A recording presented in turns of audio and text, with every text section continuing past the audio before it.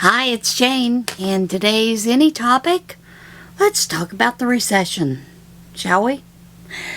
I know a lot of us have a lot of worries about those kind of things because some of us are on fixed incomes anyway, and so when prices start to go higher, we start to get a little panicky, but there's some couple of things that you can do, even though we're already in a recession, even though the administration doesn't admit it.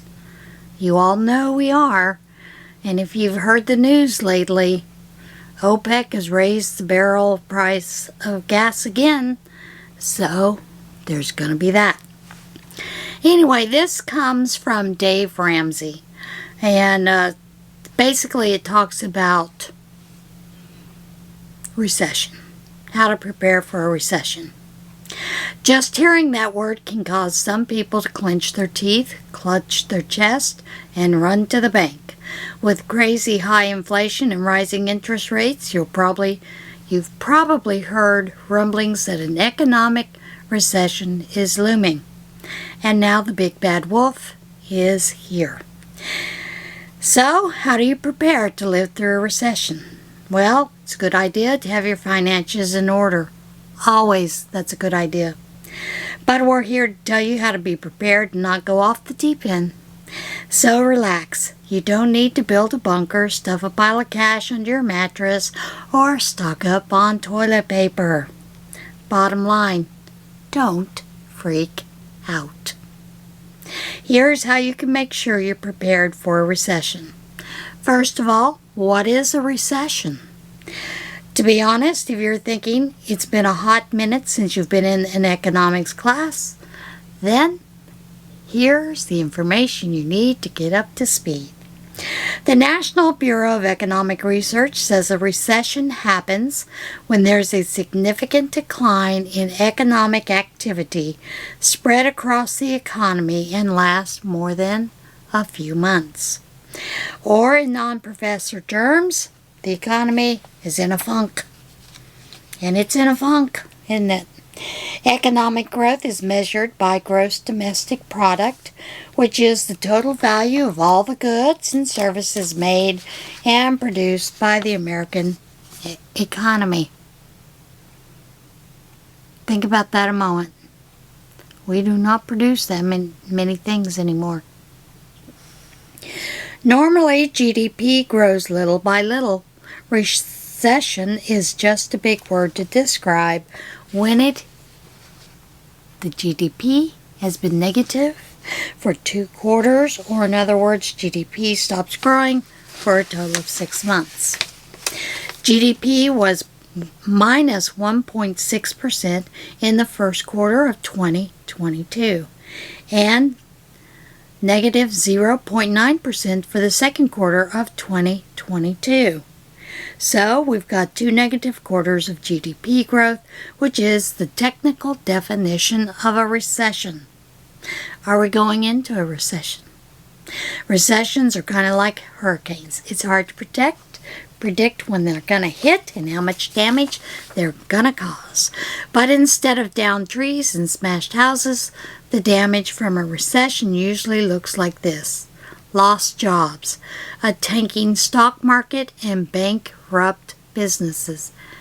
How many businesses have we seen that are going out of business? It's outrageous. Now, you might not personally feel the effects of a mild recession, though you're definitely going to hear about them in the news, probably 24/7.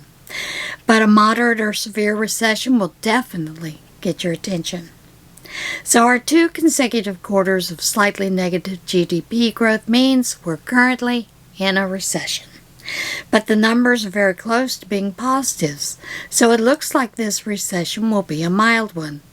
Maybe even a light rain instead of a hurricane. Wouldn't that be nice?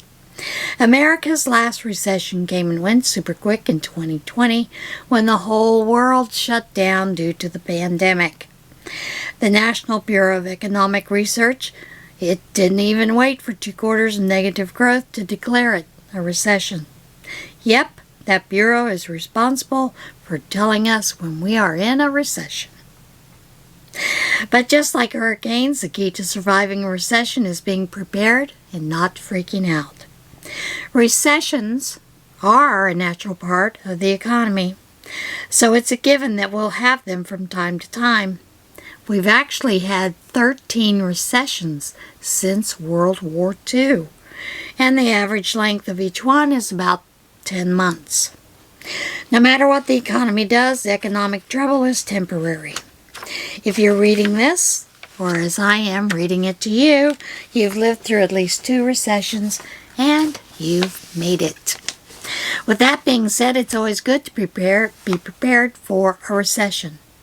How to prepare for that recession, you ask? I have a few answers. With inflation up and our retirement accounts down, a recession feels more real now than ever. Having concerns right now is valid, but it's important to not give in to all the fear out there. You should instead focus that energy on making sure your finances are where they should be. At the end of the day, you need to have your own house in order and be ready to stick it out during a recession. This is going to matter a lot more than what's happening on Wall Street or even at the White House. So recession or not, our proven plan is still the same. Live on a budget. Pay off debt. Save for emergencies. Invest for retirement. And give like no one else. If you have debt, if you have a steady job that's secure right now, then keep working your debt. Keep working your debt snowball and paying extra on your debt just like you've been doing. Being debt-free will give you an overwhelming sense of freedom and peace. And when you aren't spending most of your paycheck in debt payments, things like higher grocery prices or a dip in the stock market won't hurt as much. If you're out of work and have a potential job loss on the horizon, go ahead and pause your debt snowball.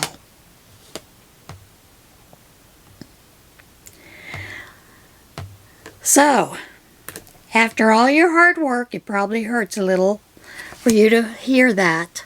But for right now, you've got to prepare for a storm. Make sure you cover your 4 walls first. Food, utilities, shelter, and transportation. And then stockpile some cash. Stop paying any extra payments towards your debt, but do continue to make the minimum payments towards your debt. If your 4 walls are covered, so your debt does not go into default, the most important thing is to take care of you, yourself, and your family. And remember, no matter how scared you might feel if you lose your job, do not take on more debt. Do not take on more debt. You're already in a rough patch, and debt is only going to make it worse and leave you in a pinch down the road. Debt is dumb, even when you've lost a job, even when you're scared, and even in a recession. If you're saving, keep saving. Having an emergency fund is never a bad idea. Think of it this way. If a recession did happen, you could rest easy knowing you have your emergency fund in place.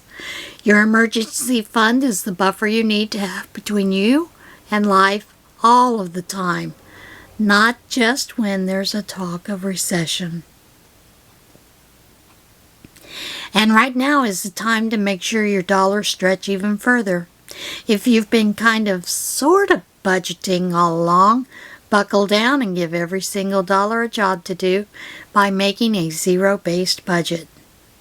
And there is a downloadable free budgeting tool at daveramsey.com for every dollar. It's free to help you get started. If you're investing for retirement, when the stock market goes down, you might be tempted to sell your mutual funds at a loss and put the money into something safe to weather the storm. But, hold on, take a breath, and don't do anything out of fear. We say it time and time again, investing is a roller coaster ride, and the only people who get on hurt on a roller coaster rides are the ones that jump off.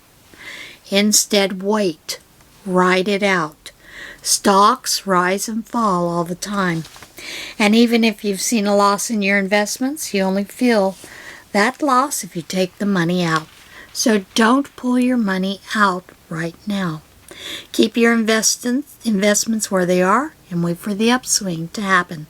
And they will. Mutual funds are basically on a huge clearance sale right now. That means if you keep investing, you'll be investing in stocks through your mutual funds at crazy low prices. And when the market picks back up, and of course it will, you'll still be on that roller coaster smiling as you see the big returns roll in from your clearance sale investments. Above all, remember that investing for retirement is a marathon, not a sprint. And don't pull your money out just because some dude on the news told you to do it. Don't do it. If you're feeling stumped when it comes to investing, connect with a trusted SmartVestor Pro who can help you make good investment decisions and talk you through your options. There are tons of them out there. Check with your bank. You may actually have an investment pro there at the bank that you don't have to pay anything other than what you would for investing, being a part of those fees, those kind of things. But first of all, get your own personal economy in order. Remember, a recession means the economy as a whole has been in a slump for 6 months or more. But the money decisions you make every day impact you more than what the talking heads on the cable news are saying. What have the last 6 months been like in your house? Think about it. Have your finances already been in a recession of their own due to inflation or something else? If you've had a bad break, now is the time to really dig in and get serious. Use this recession as a motivation to be intentional about how you handle your money now. Maybe you don't even know where to start.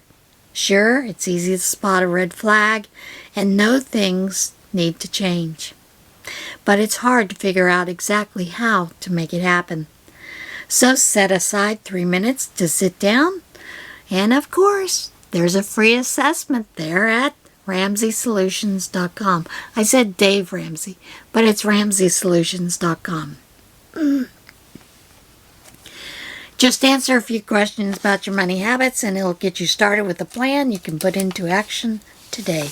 You can do this. Now, some of the other tips that I found online were, first of all, reassess your budget monthly. Evaluate your budget every month to see what expenses could be kicked to the curb. Are you spending too much on clothes, yarn, fabric? You know the drill. Cut them out. Only buy what you need and opt for generic over name brand products to save a couple of dollars. Now that is good advice unless you do not care for generic brands. Sometimes the flavor does not taste the same, so choose wisely. If you can, contribute more towards your emergency fund, and that is by cutting out unnecessary expenses, so you can increase your savings budget as much as you can. Now, these are some numbers I'm going to throw out there that are advice. Some of us follow them, some of us don't. And I'll tell you a little story about that. Ideally, 20% of your income should go to your savings and 30% to extra expenses like subscriptions and memberships. After slimming down your extra expenses, set up higher automatic payments to your emergency fund. Then if you lose your job or have car troubles, your emergency fund is there to help you. Focus on paying off the high interest debt accounts. See if you can get those paid off sooner. Keep up with your usual contributions, such as your 401k setups, and try to maintain your budgeted contributions.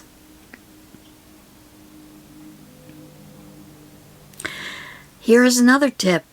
During volatile times, try to avoid checking your performance each day to stay at ease with your future goals in mind.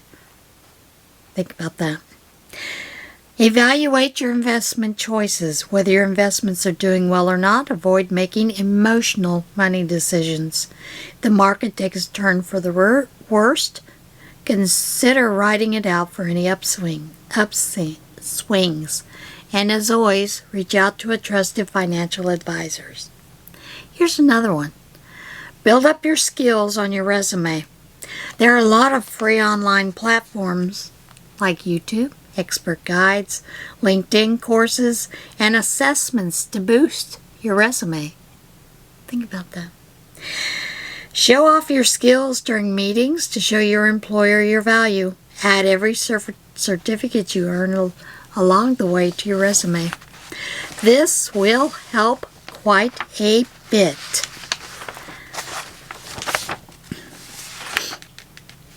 It's going to also help your eagerness to learn. Increasing your skills could also increase your value and earning potentials. You never know, you might get a raise. Brainstorm innovative ways to make extra cash. Whether things are heading towards a recession or not, consider starting a passion project to bring in supplemental income. Invest time in creating an ebook, an online course, or a blog on a skill you've mastered and could use to earn passive income. Directly deposit your side hustle earnings into your savings account for an extra financial cushion. Prioritize online and in-person networking events. Master your digital and in-person networking skills by attending networking events each month, meeting with industry professionals to offer your skills, learn from them, and establish long-lasting connections. There are some of these mistakes that you need to consider to avoid during a recession. Avoid making financial decisions from fear. Avoid taking on more debt. Avoid taking on responsibility as a co-signer.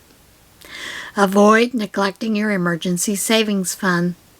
Avoid increasing your fixed expenses. Avoid not having a backup plan. Stay calm until you assess your financial situation. Pay off debts that have the highest interest rates. Focus on your own debt, savings, and budget goals.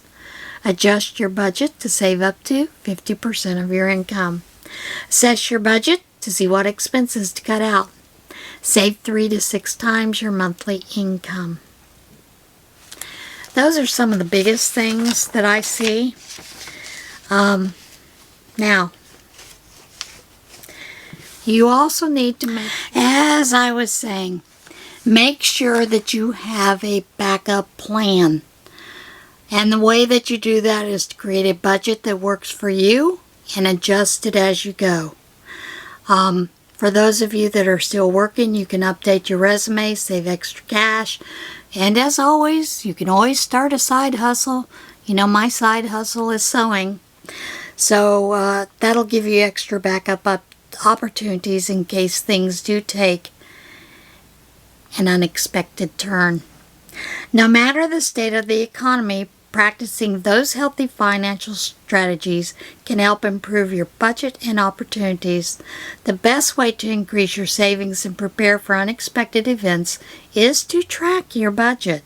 Frequently adjust it, build up your emergency fund, and seek opportunities to improve your experience. Level up your savings accounts and career while practicing good financial habits. Now, the part that I was going to tell you about is, as you know, Thomas gave away our savings to someone in need without telling me. And basically, when he died, the only thing that I had at the moment was his last paycheck. So I did increase sewing in order to bring in some income. There was there were 2 insurance policies that he had, but they took quite a while to come in, and that got me through that. As you know, the university held on to his last paycheck until the end of April. It came out the mid-May. And of course, I applied for widow's benefits. That did not start until April. So things were a little tight and a little tough. Now, fortunately, his retirement benefits did finally come in the end of May, first part of June. So I do have that lump sum to work with. But that's it. And my monthly income from my widow's benefits is just a little above $1,800 a month, which isn't too bad, except when your rent's $900 a month. Utilities are outrageous. Thomas had this great big, huge plan with Comcast. You know, not only for the high-speed internet, we have premium high-speed because of all the things he did online, and, you know, because of the YouTube channel. Because, frankly, it was taking 4 and 5 hours to upload a 15-minute video for quite some time, so we chose to go with that. But he chose to go with a plan because he had to have the Cartoon Network. I don't watch that much TV. Most of mine, I would say, is Netflix, Disney Plus, some Hulu, and YouTube, for the most part.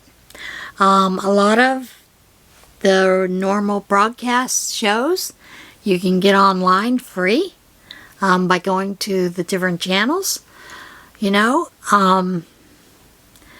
Of course, he signed a contract, which I cannot get out of until next March. Even though he passed away, and that should have been it, I can't get out of it till next March. So I'm stuck paying a higher bill, and of course included in that is the house phone. So he didn't leave me a whole lot of options. Of course, he wasn't planning on dying because he thought he was going to beat this cancer. But he did not prepare for his future, or our future, by the way that he did things. And as I've told you in the past, I believe, he was giving half of his paycheck to this person who was in need for the past 2.5 years. Instead of helping this person find a job, find a career path that they could do, he was financially supporting this person. In other words, he was paying their rent, he was paying their utilities, he was paying for them to be able to game. And that's how he met this person, through gaming. So, that kind of left me in a bit of a bind. So I have started looking at things a little more seriously, because our savings was not only money I contributed and some of what he contributed. So he basically almost left me penniless. So, with the exception of his retirement benefits, and the only good thing about that is, because he was still working at the university, he received in-service benefits, which is 3 times what his IRA, benefits that he would normally had. Now, his IRA benefits do not kick in until I turn 65. So I can't even access that portion. But the in-service does help, and that is something that I'm looking at with a financial advisor to invest. As many of you know, I am buying a piece of land. I'll close on that. I'm working with a contractor. We have a set amount. The contractor has made some suggestions about the way to pay for that, whether I pay for that, in full, because I do have that opportunity with the amount of money that Thomas's service paid. Now, I am leaning towards paying for the house up front, so that the only thing that I have are the utilities, and I can stock money away for emergency, and then use some of the other money for investments, let those grow, those kind of things. But it was a real eye-opening experience, because Thomas and I have always talked about our finances, but he did not tell me what was going on there, and that he was no longer adding to our savings account, and that he had taken out all of our savings.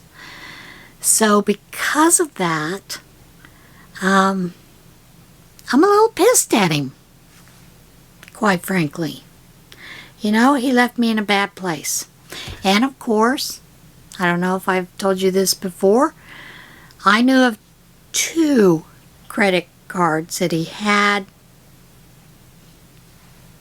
He had 2 more that I knew nothing about, and they're almost maxed out, which took up his last paycheck completely. So, as always, communicate. If you're still married, communicate with your loved one. And if you feel like they're telling you a lie, tell them, show me. I never questioned Thomas because he's never lied to me before. Of course, you know, I guess omission is a lie, isn't it? So, anyway, I just wanted to let you know that these are some things that we can do to protect our future at all costs, if at all possible. So, I'm going to close for now, and I'm going to tell you, as I always do, be kind to one another, love one another, love yourself, and as always, get out there and see this big, beautiful world. And I'm looking for a topic next week. So if you have something that you think, you know, we should talk about or you're interested about, send me a message. Put it down in the comments below. Also, you know, they always tell you, we want you to like, subscribe, and ring that bell. But I'm going to tell you something else. I'm also on Twitter as ScrapTasticyarns, because there weren't enough letters to do the S. But you'll see the little bowl with the yarn bowls on it, and you'll know it's me. So come on, check me out over there. It's a lot of fun. I'm posting things left and right like a crazy woman. Of course, I do that on Facebook too. But anyway, get out there, see this big, beautiful world, and I'll see you again soon. Bye.